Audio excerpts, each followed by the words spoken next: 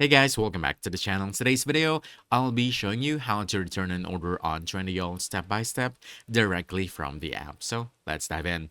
First, go ahead and open the Trendyol app on your phone and make sure you're logged in into your account. Then once the app opens, go ahead and click on your account or my account found at the bottom right corner of the screen.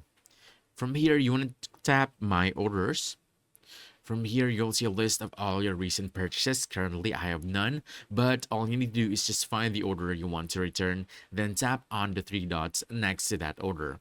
An option called Easy Return will appear, just tap on it. Next, select the item or items you want to return, choose the reason for the return, and then confirm the request. After submitting, Trendyol will process your return and you'll be able to track the return status directly under your order section. That's it.